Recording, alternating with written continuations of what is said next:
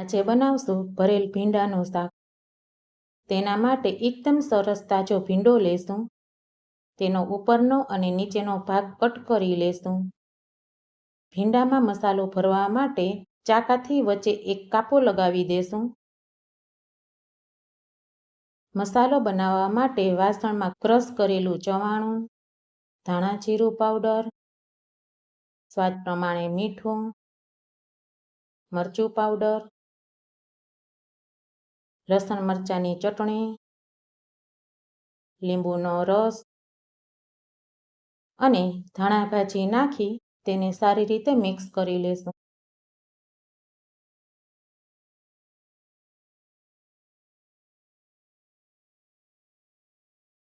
ત્યાર પછી તેમાં 1 થી 1.5 ચમચી જેટલું તેલ એડ કરશું.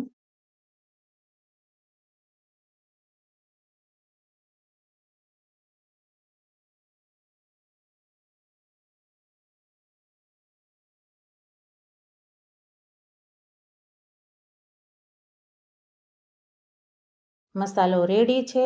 ભીંડો ભરી લેશું.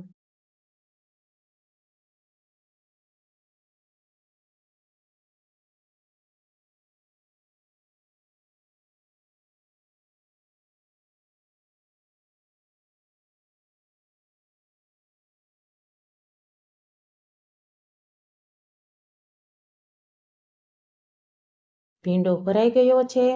હવે એક વાસણમાં પાણી ગરમ કરી તેની ઉપર ભીંડો મૂકી મીડિયમ ગેસે 15 મિનિટ બાફી લેશું. 15 મિનિટ થઈ ગઈ છે. ચેક કરી લઈએ. ભીંડો સરસ બફાઈ ગયો છે. તેને નીચે ઉતારી ઠંડો કરી લેશું. વઘાર માટે તેલ ગરમ કરશું. તેલ ગરમ થઈ જાય એટલે તેમાં રાઈ, જીરું, હિંગ, હળદર, મીઠો લીમડો, લસણ મરચાંની ચટણી અને કાંદાની ગ્રેવી એડ કરી 1 થી 1.5 મિનિટ સાતળી લેશું.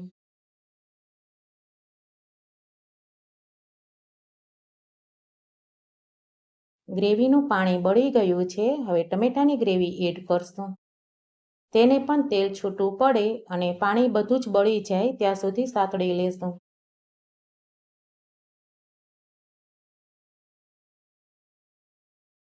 તેલ સરસ છૂટું પડી ગયું છે. હવે તેમાં સ્વાદ પ્રમાણે મીઠું, ધાણા જીરું પાવડર અને મરચું પાવડર એડ કરશું.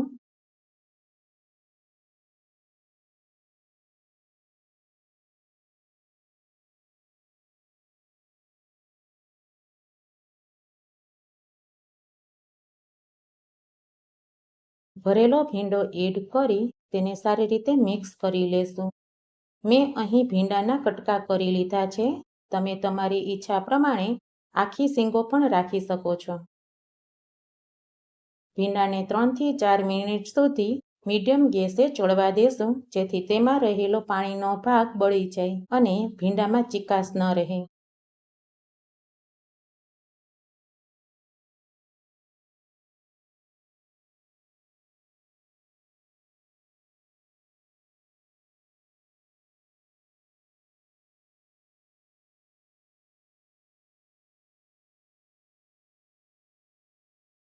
શાક રેડી થઈ ગયું છે.